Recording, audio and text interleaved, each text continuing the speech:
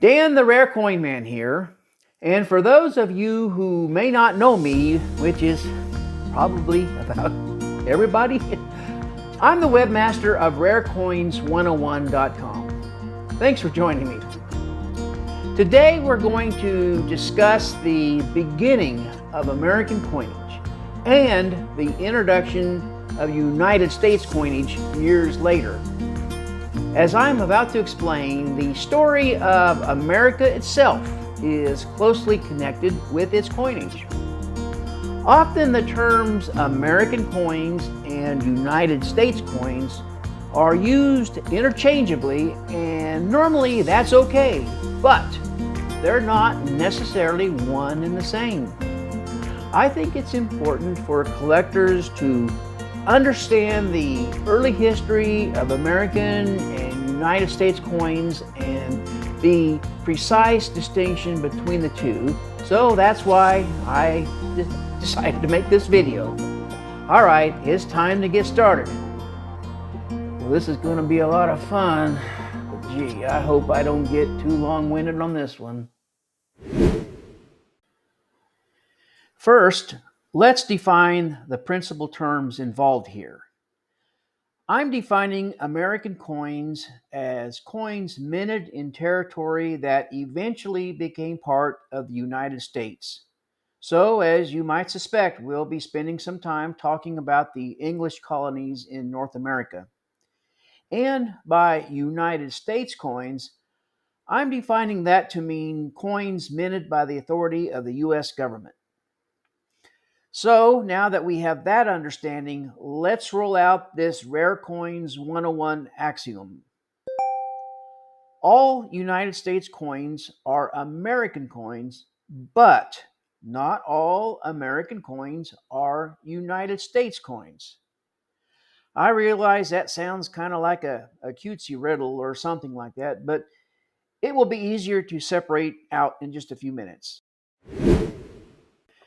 The country we call the United States of America was born on July 4th, 1776, with the Declaration of Independence.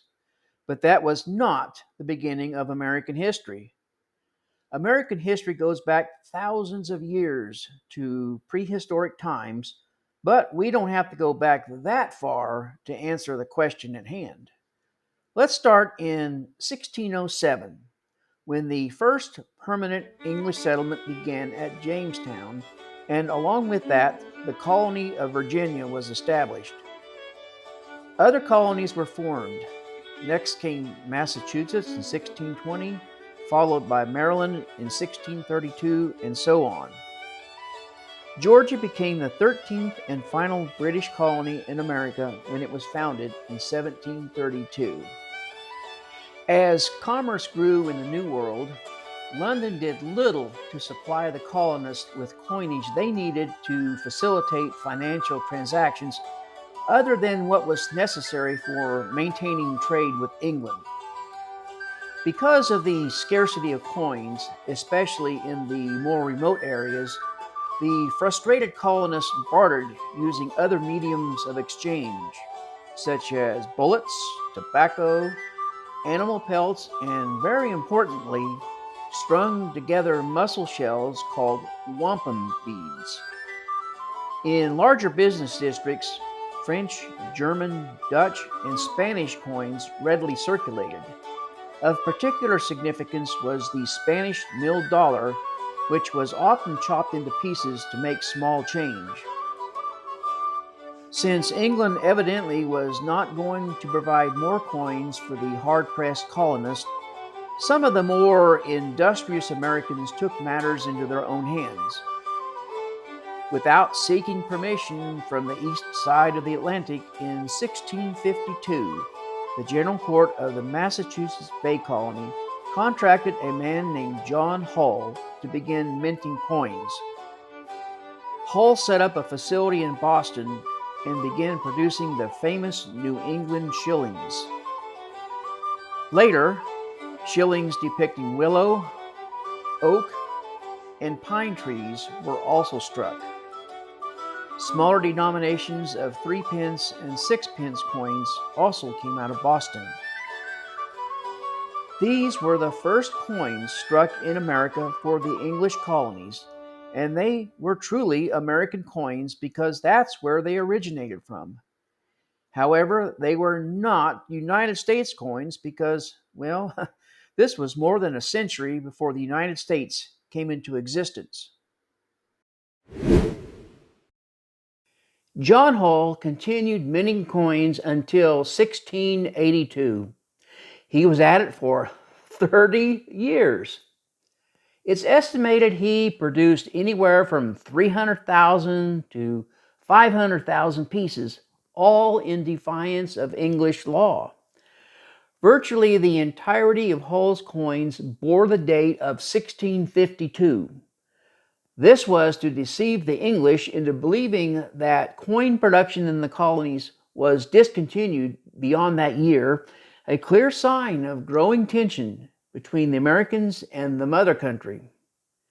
And so for many, many years, hard currency in the American colonies remained an odd mixture of coins that were mostly from foreign countries, wampum beads, animal pelts, or anything of valuable usable in bartering.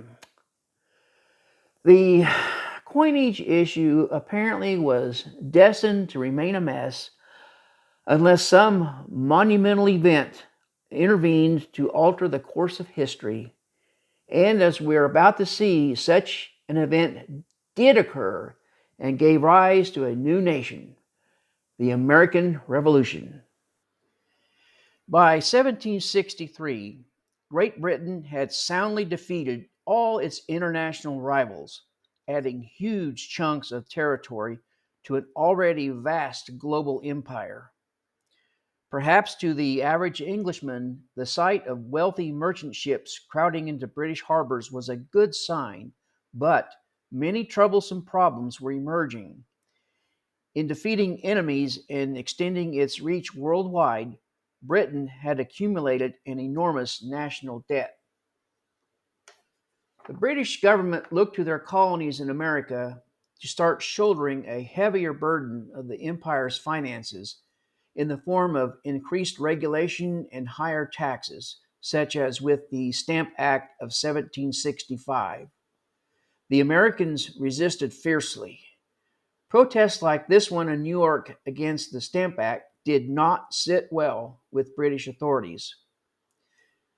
There was, sadly, the Boston Massacre of 1770, when 5 colonists were shot and killed by British redcoats. And then there was the famous Boston Tea Party of December 16, 1773, when rebel colonists dumped 92,000 pounds of tea in the Boston harbor to protest the Tea Act. Sensing that a large-scale violent confrontation was inevitable, many towns and villages in New England organized militias comprised of Minutemen volunteers prepared to assemble at a moment's notice to take up arms in defense of colonial liberties. On April 19, 1775, the shot heard around the world ignited deadly confrontations between British redcoat soldiers and American colonists near the towns of Lexington and Concord in Massachusetts. The American Revolution was underway. On June 11, 1776, representatives of the 13 colonies met at the Pennsylvania State House in Philadelphia, now called Independence Hall, and appointed a young Virginia lawyer with a reputation for talented writing named Thomas Jefferson to a committee for the purpose of composing a document announcing to the world the Americans' desire and reasoning for independence. Joining him as advisors were Benjamin Franklin and John Adams. Together, they drafted the Declaration of Independence. On July 4, 1776, the Continental Congress adopted the Declaration of Independence. The men who signed the Declaration must have done so with a deep sense of anxiety. They were risking everything, including their lives, to establish a new nation. In the coming years, there were many battles and many defeats.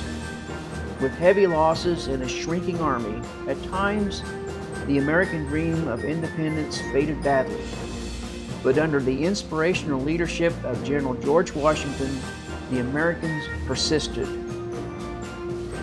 Following a surprise victory over the British at the Battle of Saratoga, France and other European powers began sensing the possibility of an upset in the making and sent vital aid to the Americans.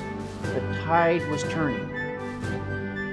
In what proved to be the final major battle of the Revolution, the Americans, with a lot of help from the French Navy, defeated the British at the Battle of Yorktown in October 1781. Although it would be a couple more years before peace was formally negotiated, the loss at Yorktown convinced Britain she would never again control her colonies in America and slowly began to withdraw her forces. An army of farmers and shopkeepers had defeated the most powerful empire on earth and won independence for themselves and generations of Americans to come. No longer colonists or British subjects, it now fell upon the Americans the task of governing themselves. The Second Continental Congress adopted a document called the Articles of Confederation. This document created a confederation of free and independent states known collectively as the United States of America. By 1781, all 13 states had ratified the Articles, making it the law of the land. Under the terms of the Articles of Confederation, each of the 13 states would function as a separate and self-sufficient unit, free to conduct its own local business and only bound to the others in matters of defense and foreign affairs. The Articles amounted to little more than a friendship pact amongst the new states. The Articles granted individual states the right to mint their own coinage. The states of Connecticut, New Jersey, and Massachusetts exercised that power, mostly in the form of copper coins. However, this created confusion because the same coin was valued differently from one state to another. During this time, the Republic of Vermont, which was to become a state in 1791, issued quite a few coppers as well. There were also many privately issued coins. Among the most famous of these were the Brasher Doubloons, struck by a New York goldsmith named Ephraim Brasher. Please keep the Brasher Doubloon in mind because I'll be talking about it a bit more later.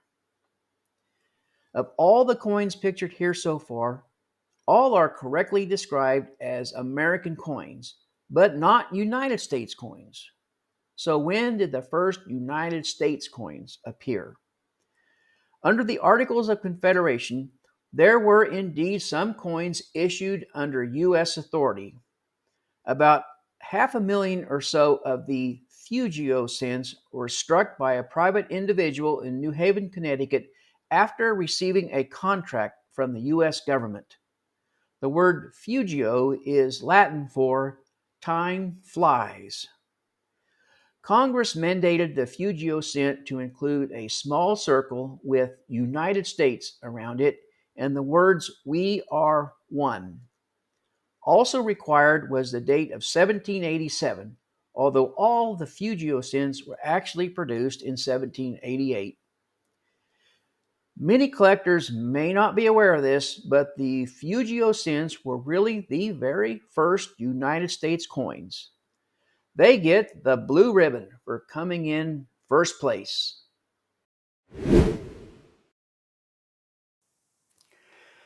As we just learned, the Fugio cents were the first coins issued under the authority of the United States government. That is to say, they were not just American coins, they were truly United States coins. But These were to be the only circulating federal coins to be issued under the Articles of Confederation. The Articles had many shortcomings as there was no template for the new nation to follow. Every step along the path of self-governance was experimental, and the first attempt in America to set up a functional government, well, it just didn't turn out so well.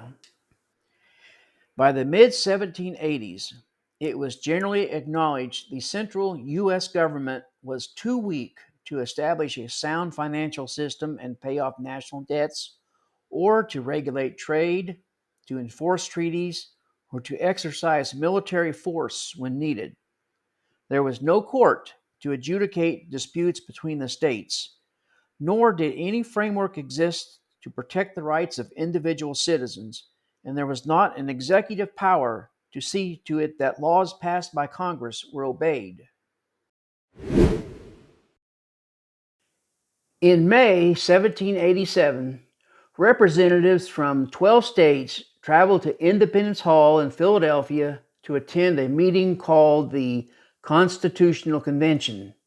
Their initial task was to discuss the weaknesses of the Articles of Confederation and ways in which it might be possible to strengthen them.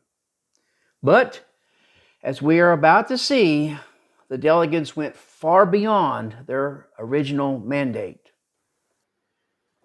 The men who met at Independence Hall throughout the long, hot Philadelphia summer of 1787 debated fiercely in drafting a document that was to create a completely new form of government, rather than just simply modify the Articles of Confederation.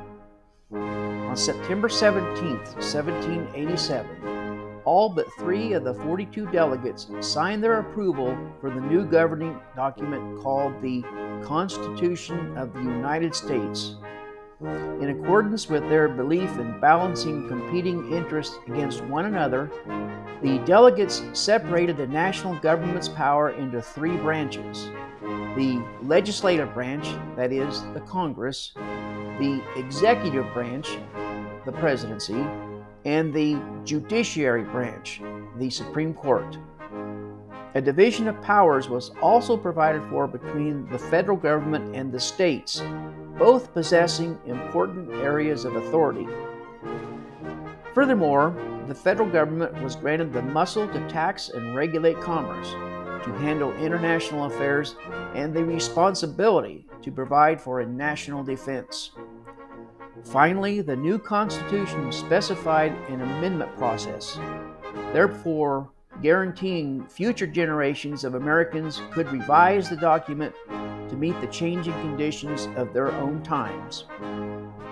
The Constitution was sent to special ratifying conventions in the states for approval, where 9 of the 13 states had to approve the Constitution for it to go into effect. On June 21st, 1788, New Hampshire became the 9th state to vote in favor of the proposal, and the Constitution was officially adopted. To no one's surprise, on February 4th, 1789, the Electoral College unanimously voted George Washington to serve as the first President of the United States, with John Adams chosen as Vice President. Washington took the oath of office on April 30th, 1789. The Constitution became, and still is, the foundation of all government in the United States. Article 1, Section 8 of the Constitution enumerates congressional powers, including the power to coin money, regulate the value thereof, and of foreign coin. This gave Congress control over the minting of coinage and how much the coins shall be worth, and the clout to set the value of foreign coins circulating in the United States. Not until several years after the Constitution was put into effect did Congress seriously take up the coinage issue. The Mint Act of 1792 became law on April 2nd. This was the first major step in establishing a national coinage system in the United States. Most importantly, the act created the United States Mint. Because Philadelphia was at the time the nation's capital, the mint facility was directed to be built there. Next, the mint instituted a decimal system based on a dollar unit, and from that, what denominations were to be coined. Weights, metallic composition, and fineness were also specified. Additionally, every coin struck by the mint was required to bear the words United States of America and include, quote, an impression emblematic of liberty with an inscription of the word liberty and the year of the coinage, end quote. The 1792 half diem was the first United States coin to be officially sanctioned by the new constitutional government. The spelling on the coin was Disme, not the familiar Dime, and this came from the French language. The correct pronunciation is actually dime, not dime. The dime spelling was never used again on a U.S. coin. A total of 1,500 of these smallish 5-cent coins was struck sometime between July 11th and July 13th, 1792, in the factory of Philadelphian John Harper. The foundation stone of the new mint building, just 2 blocks from Harper's facility, wasn't laid until July 31st, so they had to find another location to begin coin production. Around 1914, artist John Ward Dunsmore was commissioned to paint this imaginary scene depicting the presentation of a newly struck 1792 half-dime example to President and Mrs. Washington. Entitled Washington Inspecting the First Money Coined by the United States, the work also features, from left to right, Treasury Secretary Alexander and Mrs. Hamilton, Washington Secretary Tobias Lear, Secretary of State Thomas Jefferson, Mint Director David Rittenhouse, and Mint workmen Henry Voigt and Adam Eckfeldt. I like this painting so much that I've got a copy of it hanging in my home office right behind my desk. Most of the 1792 half-dimes were intentionally released into circulation and are considered by experts not so much as pattern pieces, but more like regular circulation strikes.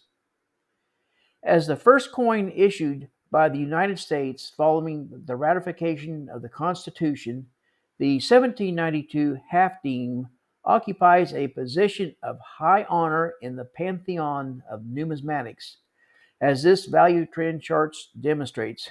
Wow, look at that coin skyrocket.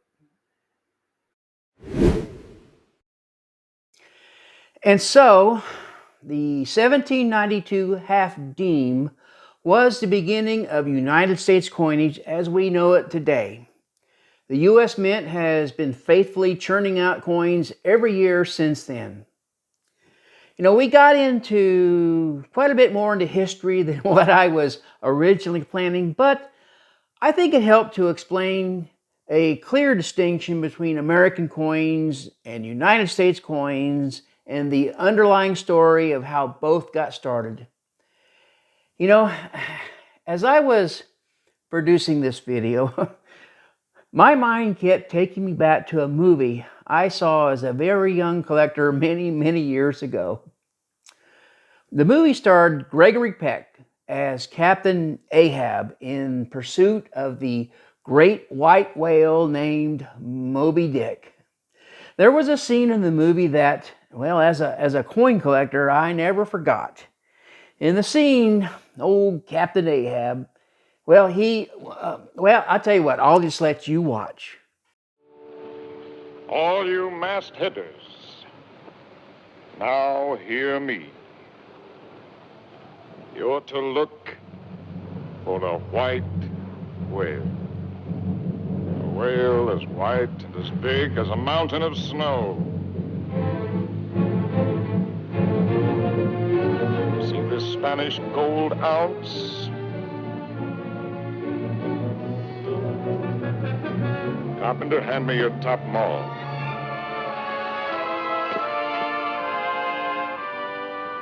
Whosoever of ye finds me that white whale, ye shall have this Spanish gold ounce, my boys.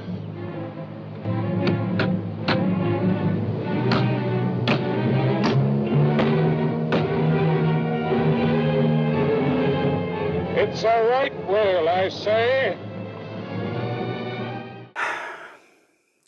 As a kid, I was thinking, wow, what a terrible thing to do to a coin. It was later revealed in the story that Captain Ahab's coin was a gold doubloon. It was actually an Ecuadorian doubloon, but I was remembering all these years as a Brasher doubloon. So I guess you could say I was somewhat relieved when I found out that it wasn't a Brasher doubloon at all. Have you seen what Brasher doubloons sell for? Let's look at it again. The finest known Brasher doubloon specimen sold for almost $10 million just a few years ago. $10 million! Wow! Many of us coin collectors here in the States have dedicated ourselves to the study of United States coins, but there is an entire active branch of numismatics specializing in the field of pre-U.S. American coins. And the prices paid for some of this stuff proves how true that is. Well, I think I've pretty much covered the topic of American coins versus United States coins. If you thought this video was worth the effort to watch, please click the like button. That helps me out more than you may realize. I'll be making more videos, so if you're interested in seeing more, please be sure to subscribe. I thank you for that. Okay, until next time, this is Dan the Rare Coin Man signing off. Happy collecting!